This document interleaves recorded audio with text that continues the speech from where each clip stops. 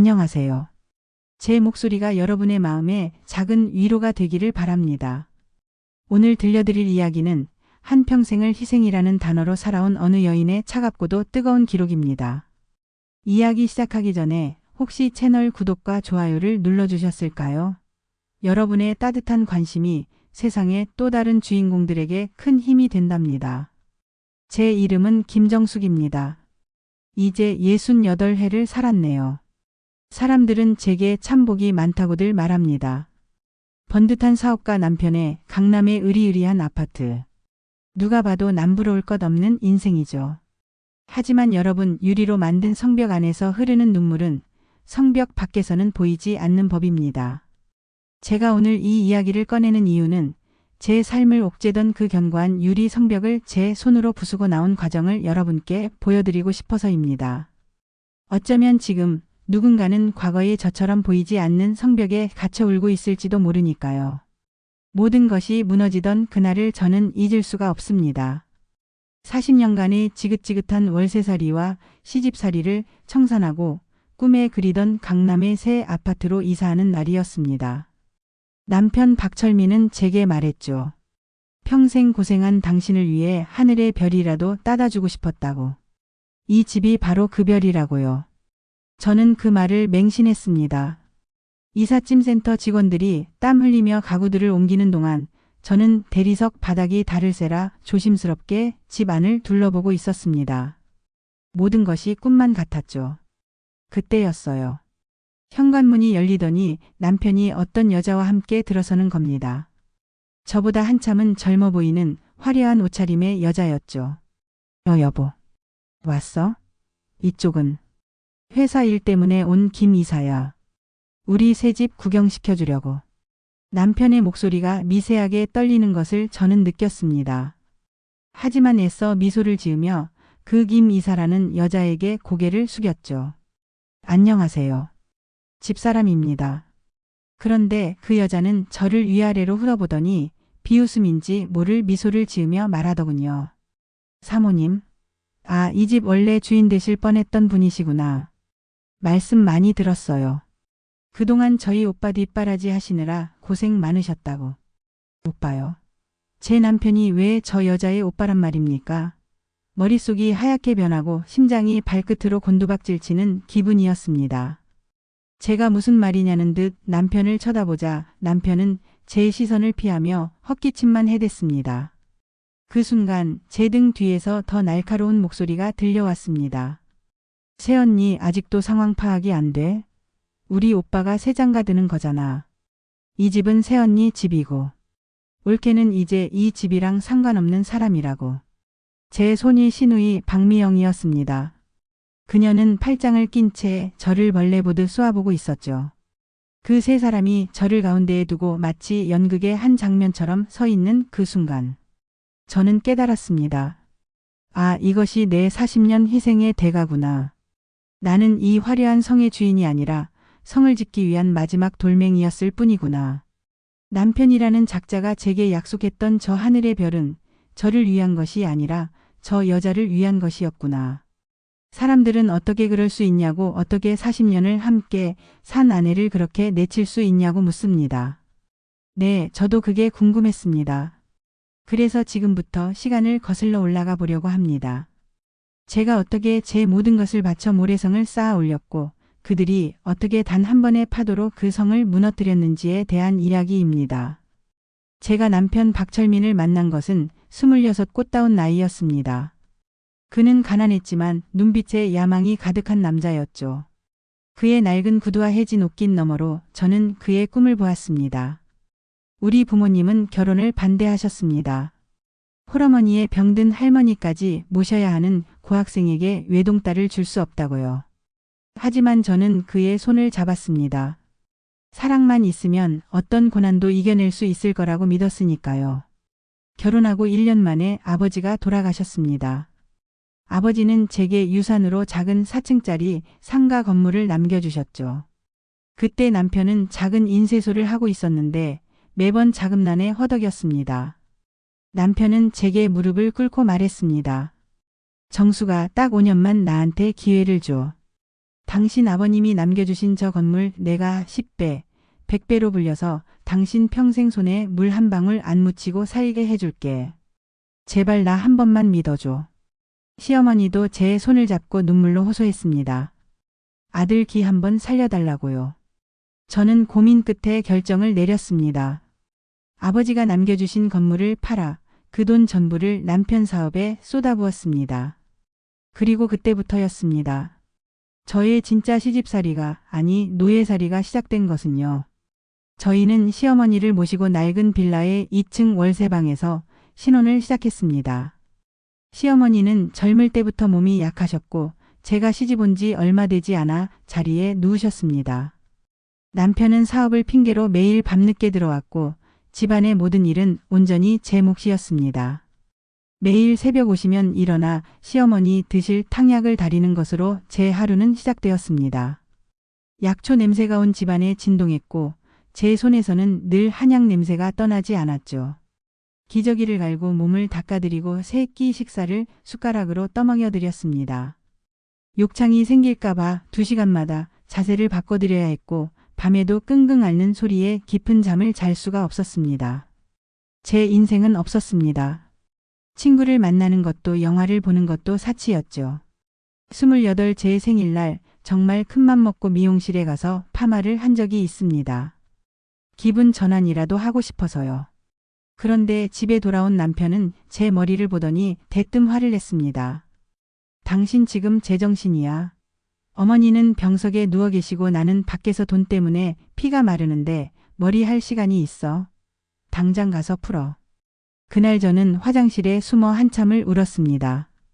남편의 사업은 계속 어려웠습니다. 밑 빠진 독에 물 붓기였죠. 저는 제 이름으로 된 작은 보험까지 해약해서 사업자금을 댔습니다. 시누이 박미영은 일주일에 한 번씩 집에 들렀는데 도와주러 오는 게 아니었습니다. 돈을 받으러 오는 거였죠. 올케 엄마 병원비는? 약값은? 오빠 사업도 어려운데 올케가 알아서 해야지. 그리고 나 이번에 아들 학원비가 좀 모자라네. 올케가 좀 보태줘. 그녀에게 저는 올케가 아니라 현금 인출기였습니다. 제가 조금이라도 망설이면 그녀는 온갖 악담을 퍼부었습니다. 우리 오빠가 올케 만나서 인생 폈어야 하는데 완전 발목 잡혔네. 돈 들어갈 데는 많은데 돈 벌어올 여자를 만났어야지. 있는 돈 다 까먹는 여자를 만나서는. 기가 막혔지만 저는 아무 말도 할 수 없었습니다. 남편 사업에 제 모든 것을 걸었기 때문입니다. 남편이 성공해야 저도 이 지옥에서 벗어날 수 있다고 믿었으니까요. 그렇게 20년이 흘렀습니다. 제 손은 거칠게 트고 마디가 굵어졌습니다. 허리는 항상 뻐근했고 무릎은 시큰거렸죠. 거울을 보면 낯선 중년의 여인이 서 있었습니다. 웃는 법을 잊어버린 생기 없는 얼굴의 여자. 그 긴 세월 동안 남편은 제게 단 한 번도 따뜻한 말을 건네지 않았습니다.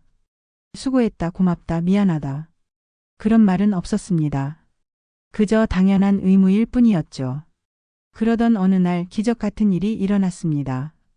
남편의 인쇄소가 한 대기업의 하청을 받게 되면서 사업이 날개를 달기 시작한 겁니다. 돈이 들어오기 시작하자 남편은 사람이 달라졌습니다. 비싼 양복을 입고 고급 차를 몰았죠. 그는 제게 말했습니다. 정수가 봤지? 내가 해낼 거라고 했잖아.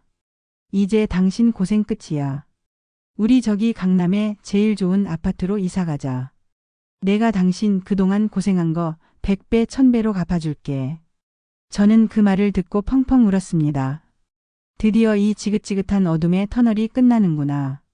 내게도 볕들 날이 오는구나. 시어머니는 남편이 성공하는 것을 보지 못하고 2년 전에 돌아가셨습니다. 저는 시어머니의 장례를 치르며 마음 한편으로는 이제 내 삶을 살 수 있겠다는 이기적인 안도감을 느끼기도 했습니다. 남편은 약속대로 강남의 최고급 주상복합 아파트를 계약했습니다. 모델하우스를 구경 가던 날 저는 20살 처녀처럼 가슴이 설렜습니다. 모든 것이 반짝였고 꿈만 같았죠. 남편은 제 손을 잡으며 말했습니다. 이 집의 모든 것은 당신이 골라. 가구든 벽지든 조명까지. 이 집은 온전히 당신을 위한 공간이야. 저는 그 말을 철석같이 믿었습니다. 이사 날만 손꼽아 기다리며 매일 밤 인테리어 잡지를 뒤적였습니다.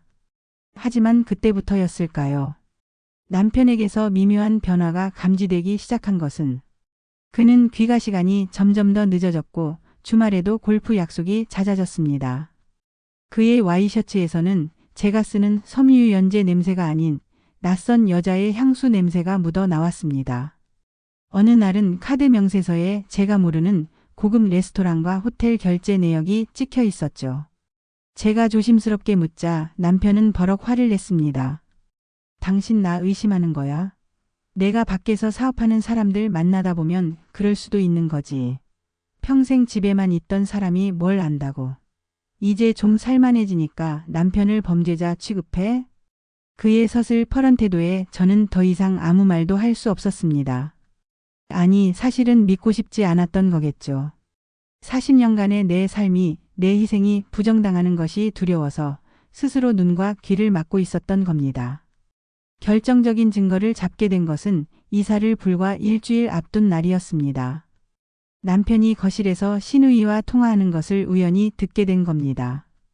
저는 안방에서 빨래를 개고 있었는데 거실에서 들려오는 목소리에 손을 멈췄습니다. 미영아 오빠다. 응, 다 준비됐어. 다음 주에 이사만 하면 돼. 김 이사는 무슨? 그 여자도 이제 곧 사모님 소리 듣겠지. 심장이 쿵 하고 내려앉았습니다.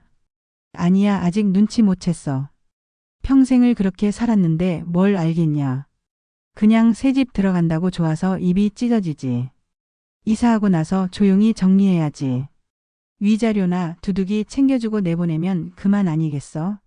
당신도 그동안 그 여자 밑에서 고생 많았다. 이제 새언니 들어오면 너도 어깨 펴고 살아. 저는 그 자리에 얼어붙었습니다. 손에 들고 있던 수건이 바닥으로 툭 떨어졌습니다. 온몸에 피가 차갑게 식는 기분이었습니다. 그들의 대화는 충격적이게도 계속되었습니다. 그래, 그 여자가 훨씬 낫지. 젊고 예쁘고 사업하는데 도움도 되고. 지금 우리 급에 맞잖아. 언제까지 그 촌스러운 아줌마 데리고 살 수는 없지 않겠냐. 어쨌든 이사하는 날 보자고. 그날 다 끝내버리게.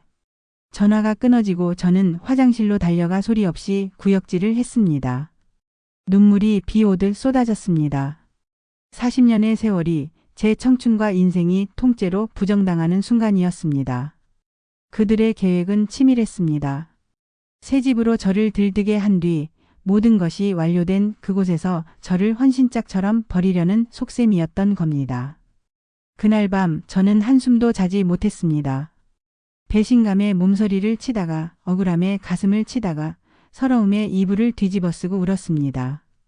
그리고 동이 틀 무렵 저는 눈물을 닦고 자리에서 일어났습니다. 울고만 있을 수는 없었습니다. 이대로 순순히 쫓겨날 수는 없었습니다. 그들이 나를 짓밟고 행복해지는 꼴을 볼 수는 없었습니다. 차가운 분노가 제 머리를 지배하기 시작했습니다. 지난 40년간 바보처럼 착하게만 살았던 김정숙은 어젯밤에 죽었습니다. 이제부터는 내 인생을 되찾기 위한 싸움을 시작해야 했습니다. 가장 먼저 한 일은 제 유산을 남편 사업에 투자했다는 증거를 찾는 것이었습니다. 하지만 40년 전의 일이었습니다. 차용증 한 장 써놓지 않은 그저 가족이라는 믿음 하나로 건넸던 돈이었습니다. 막막했습니다. 그때 대학 시절 법대를 다녔던 친구의 아들이 떠올랐습니다. 지금은 변호사가 되어 있었죠. 저는 지푸라기라도 잡는 심정으로 그에게 연락했습니다. 모든 이야기를 들은 그는 한숨을 쉬며 말했습니다. 어머님, 정말 힘든 싸움이 될 겁니다. 하지만 불가능한 것은 아니에요. 40년 전 건물 매매 계약서부터 그 돈이 남편분 통장으로 들어간 기록, 그리고 그 돈이 회사 설립 자본금으로 쓰였다는 증거들을 찾아야 합니다. 그리고 지난 40년간 어머님이 회사에 실질적인 기여를 하셨다는 점을 입증해야 해요. 시어머님을 봉양하느라 남편분이 사업에만 전념할 수 있었다는 것도 중요한 포인트가 될 수 있습니다. 그의 말을 듣고 희망이 보이기 시작했습니다. 저는 그날부터 탐정이 되었습니다. 남편이 잠든 사이 그의 서재를 뒤져 낡은 서류 봉투 속에서 40년 전에 부동산 매매 계약서를 찾아냈습니다. 먼지가 뽀얗게 쌓인 앨범 속에서 시어머니의 병수발을 들고 있는 제 사진들을 수십 장 발견했습니다. 신우이와 통화할 때는 항상 녹음 버튼을 눌렀습니다. 그녀는 늘 돈 얘기를 했고 제가 어떻게 오빠를 뒷바라지했는지를 무심코 내뱉곤 했습니다. 그리고 남편의 뒤를 밟았습니다. 김이사라는 여자와 다정하게 호텔에 들어가는 사진을 찍었을 때 저는 더 이상 눈물이 나지 않았습니다. 그저 심장이 차갑게 식을 뿐이었습니다. 모든 증거는 차곡차곡 쌓여갔습니다. 그들은 제가 아무것도 모른 채 이삿날의 처분만 기다리는 순한 양인 줄 알았겠죠. 하지만 저는 칼을 가는 늑대가 되어가고 있었습니다. 그리고 운명의 월 12일. 이삿날이 밝았습니다. 저는 평소와 다름없이 남편의 아침상을 차려주었습니다. 남편은 기분이 좋은지 콧노래까지 흥얼거렸습니다. 여보 오늘만 고생해. 이제 우리도 이런 낡은 집에서 벗어나는 거야. 당신 오늘 제일 행복한 여자로 만들어줄게. 그의 위선적인 미소에 속으로 냉소를 보냈지만 겉으로는 저도 환하게 웃어 보였습니다. 네, 여보. 저 정말 꿈만 같아요. 평생 오늘만 기다렸어요. 새 아파트에 도착했을 때 제 가슴은 이상하리만치 차분했습니다. 모든 것이 제 예상대로 흘러가고 있었습니다. 남편과 그 여자 그리고 신우이까지. 저를 심판대에 올릴 가해자들이 모두 제 발로 무덤에 걸어 들어온 셈이었죠. 그리고 다시 이야기의 처음으로 돌아갑니다. 신우이가 제게 옳게는 이제 이 집이랑 상관없는 사람이라고 쏘아붙이던 그 순간으로요. 저는 그들을 천천히 둘러보았습니다. 승리감에 도취된 그들의 얼굴을 하나하나 눈에 새겼습니다. 그리고 제 가방에서 서류 봉투 하나를 꺼내 거실 테이블 위에 조용히 올려놓았습니다. 상관이 있고 없고는 법이 정해주겠죠. 제 차분한 목소리에 그들 모두 당황한 표정을 지었습니다. 남편이 더듬거리며 물었습니다. 정수 씨, 이게 무슨 짓이야? 저는 저를 정숙 씨라고 부르는 남편을 보며 피식 웃었습니다. 내 이름이 아직 기억은 나나 보네요. 박철민 씨. 이 서류가 뭔지 궁금해요. 당신이 그 여자와 호텔을 드나들던 사진, 당신 동생이랑 나를 어떻게 내쫓을지 모의하던 녹음 파일, 그리고 내가 당신 사업 미천으로 됐던 내 아버지의 피 같은 유산, 그 40년 전 부동산 계약서랑 당신 통장 입금 내역까지. 전부 다 들어있어요. 제 말이 끝나자 세 사람의 얼굴이 하얗게 질려갔습니다. 특히 남편의 얼굴은 잿빛이 되었죠. 당신이 어떻게? 내가 어떻게 알았을까 궁금해요. 당신들이 나를 평생 발밑에 두고 살아온 바보인 줄로만 알았겠죠. 나는 당신의 아내이기 전에 이 주식회사 P&C의 시작을 가능하게 한 최초의 그리고 최대의 투자자예요. 기억 안 나요? 당신이 내 앞에서 무릎 꿇고 내 돈으로 당신 꿈을 펼치게 해달라고 빌었던 거. 나는 이 집에서 쫓겨나는 게 아니에요. 내 권리를 찾으러 온 거지. 저는 그 김이사라는 여자를 똑바로 쳐다보며 말했습니다. 그리고 당신. 남의 40년 세월을 도둑질한 주제에 어디서 이 집 주인 행세야. 이 아파트는 내 돈으로 세운 회사 자금으로 산 거야. 그럼 누구 거지? 당신은 그냥 불륜녀 상간녀일 뿐이야. 내가 곧 당신한테도 소장을 보낼 테니 그렇게 알아요. 여자의 얼굴이 눈물과 분노로 일그러졌습니다. 마지막으로 저는 신우이를 향해 돌아섰습니다. 그리고 형님. 그동안 우리 오빠 등쳐먹으면서 잘 사셨죠? 형님이 나한테 받아간 돈, 내가 날짜별로 액수까지 꼼꼼하게 다 적어놨어요. 그것도 다 토해내셔야 할 겁니다. 신우이는 바들바들 떨며 아무 말도 하지 못했습니다. 자, 이제 연극은 끝났어요. 박철민 씨, 우리는 이혼입니다. 그리고 나는 당신에게 재산 분할을 청구할 거예요. 당신 회사 지분의 절반은 법적으로나 도의적으로나 내 몫이니까. 이 집에서도 당신 인생에서도 이제 내가 아니라 당신들이 짐 싸서 나가야 할 차례라고요. 저는 제 할 말을 모두 마친 뒤 그들을 뒤로하고 조용히 현관문을 열고 나왔습니다. 등 뒤에서 무언가 깨지고 부서지는 소리, 고함과 비명이 들려왔지만 돌아보지 않았습니다.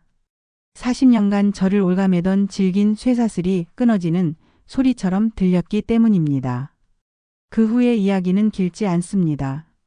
이혼 소송은 제 완벽한 증거들 덕분에 제게 유리하게 진행되었습니다. 남편은 회사 지분의 상당 부분을 저에게 넘겨주었고 상간녀 소송에서도 이겨 위자료를 받아냈습니다. 시누이에게 빌려준 돈도 일부 돌려받을 수 있었죠. 저는 그 돈으로 강남의 아파트 대신 경주의 작은 한옥을 샀습니다. 평생을 도시의 시멘트 속에서 살았으니 이제는 흙을 밟고 살고 싶어서요. 저는 그곳을 개조해 정숙의 뜨락이라는 작은 북카페를 열었습니다. 이제 저의 하루는 한약 냄새가 아닌 향긋한 커피 향으로 시작됩니다.